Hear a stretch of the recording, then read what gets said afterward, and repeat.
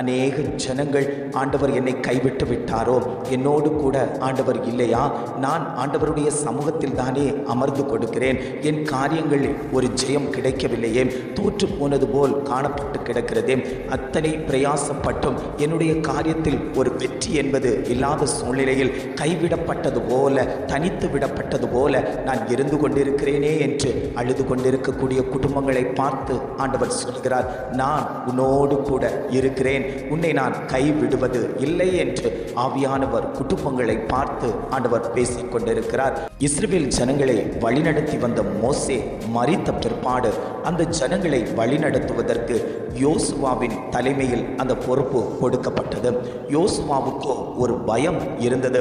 இந்த இஸ்ரவேல் ஜனங்கள் மோசே இருக்கும் போதே கல்லறிந்தார்கள், அவனுக்கு விரோதமாய் பேசினார்கள், அவனை வேலைகள் செய்ய விடாதபடிக்கு கலகத்தை தூண்டின ஜனங்களை நான் எப்படி வழிநடத்துவேன், நான் எப்படி அந்த கானானுக்குள் இந்த ஜனங்களை கொண்டு போவேன் என்று அவனுக்குள்ளாடி ஒரு பயம் இருந்தபோது ஆண்டவர் அவனை பார்த்து சொன்னார், நீ உயிரோடு இருக்கும் நாளெல்லாம் ஒருவனும் உனக்கு முன்பாக எதிர்த்து நிற்பதில்லை. இந்த ஜனங்களை கண்டு நீ பயப்படாதே, உன்னுடைய ஜீவன் இருக்கிறது வரைக்கும் இந்த ஜனங்கள் என்னுடைய தேவ ஜனங்கள் உனக்கு முன்பாக எதிர்த்து நிற்க மாட்டார்கள். நான் மோசையோடு கூட இருந்தது போல, நான் மோசையோடு கூட இருந்தது போல உன்னோடும் கூட இருப்பேன், நான் உன்னை விட்டு விலகுவதில்லை, நான் உன்னை கை விடுவது இல்லை என்று ஆண்டவர் யோசுவாவுக்கு வாக்கு கொடுத்தார். மோசையோடு எப்படி இருந்தேனோ, அவனோடு எப்படி உறவாடினேனோ, அவனோடு எப்படி உலாவினேனோ, அதுபோல நான் உன்னோடும் இருப்பேன் யோசுவா,